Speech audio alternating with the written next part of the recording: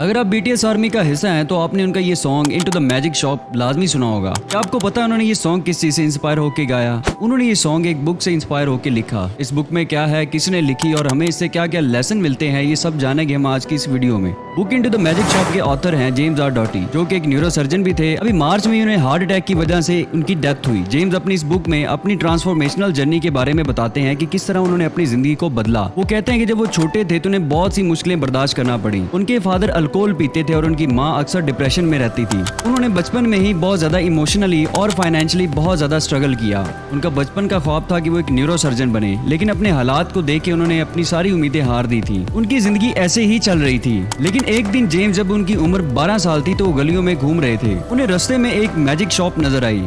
वो शौक में अंदर चले गए और वो कहते हैं कि उस शॉप की वजह से ही उनकी जिंदगी बदल गई। इस शॉप में उन्हें लेडी रुथ मिली। वो एक नरम दिल और एक्स्ट्रा ऑर्डिनरी वुमन थी। जेम्स कहते हैं कि रुथ ने उन्हें मैजिक वंडर्स के बारे में बताया और साथ ही साथ पावर ऑफ अटेंशन, इंटेंशन और विजुअलाइजेशन के बारे में भी बताया।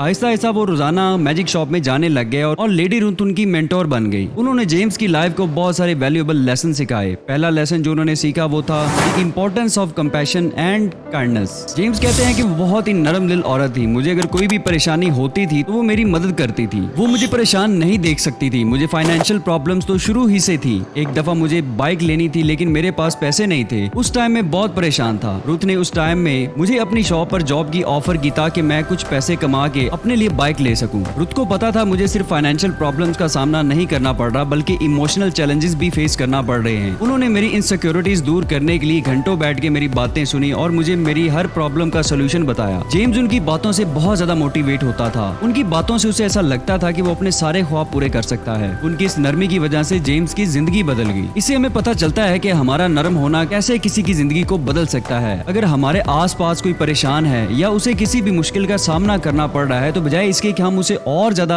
डिग्रेड करें, हमें उसकी बात को, उसकी प्रॉब्लम को सुनना चाहिए, उससे नरमी से पेश आना चाहिए ताकि उसको हौसला मिले। The power of believe in ourself. James ने रुथ से जो दूसरी चीज सीखी वो ये थी कि अपने आप पे यकीन करना। छोटे होते हुए उन्होंने एक मुश्किल फैमिली लाइफ के साथ फाइनेंशियल डिफिकल्टीज और लो सेल्फ एस्टीम का भी सामना किया, लेकिन रुथ ने उनके माइंडसेट को चेंज कर दिया। उन्होंने विजुअलाइजेशन और पॉजिटिव थिंकिंग की पावर के बारे में बताया। जेम्स ने सीखा कि जो ख्वाब वो देखते हैं वो उनको पूरा कर सकते हैं। उन्हें अपनी एबिलिटी पर पूरा यकीन रखना होगा, तभी वो अपने ख्वाबों को हकीकत में बदल सकते हैं।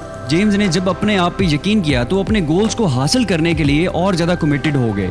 उन्हें अपना न्यूरोसर्जन बनना बहुत मुश्किल लगता था, लेकिन उन्होंने स्कूल में अच्छे से पढ़ा, अपने पैसे की कमी को कभी भी अपने ख्वाबों के आगे नहीं आने दिया, बहुत मेहनत की और एक दिन वो कामयाब सर्जन बन गए। अगर आप भी कामयाब होना चाहते हैं तो आपको अपने आप पे यकीन रखना होगा। ये ना सिर्फ आपको कामयाब करेगा बल्कि आपकी पर्सनल ग्रोथ को भी यकीनी बनाएगा। Neuroplasticity of the brain. Ruth ने अपनी टीचिंग से जेम्स को ये भी बताया कि हमारे ब्रेन में इतना पोटेंशियल होता है कि वो चेंज होता रहता है। हमारा ब्रेन चीजों को बहुत जल्दी अडेप्ट करता है। जेम्स ने ये तब सीखा जब उसने मेडिटेशन और विजुअलाइजेशन की पावर के बारे में जाना।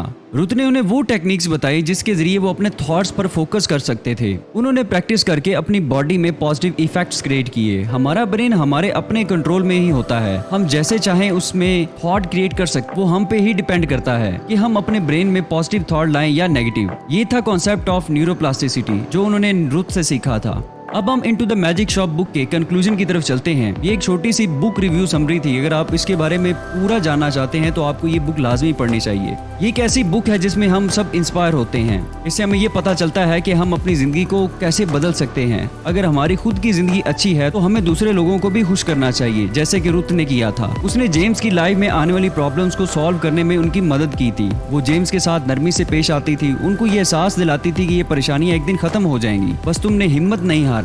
जब फाइनेंशियल इशू सॉल्व करने का टाइम आया तब भी रुथ ने जेम्स को अकेला नहीं छोड़ा था, बल्कि उसे जॉब ऑफर करके उसकी मदद की थी। एंड पे जेम्स ने इस बुक में थोड़ा सा हमारे ब्रेन के बारे में बताया है कि ये कोई फिक्स्ड आइडेंटिटी नहीं है, बल्कि इसे हम जैसे चाहे चेंज कर सकते हैं। अब वो चेंज चाहे पॉजिटिव हो या नेगेटिव, आप भी इस बुक से मोटिवेशन ले सकते हैं और अपनी लाइफ को चेंज कर सकते हैं। और ये वो बुक थी जिससे इंस्पायर होके बीटीएस ने सॉन्ग द मैजिक शॉप लिखा। अगर आप बीटीएस आर्मी के डाई हार्ड फैन हैं तो ये वीडियो अपने दोस्तों के साथ लाजमी शेयर करें ताकि उनको भी पता चल सके कि मैजिक शॉप सॉन्ग जो है वो उन्होंने into the magic shop book से इंस्पायर होके लिखा। Thank you for watching. This is best solutions in a short time. See you into the next video.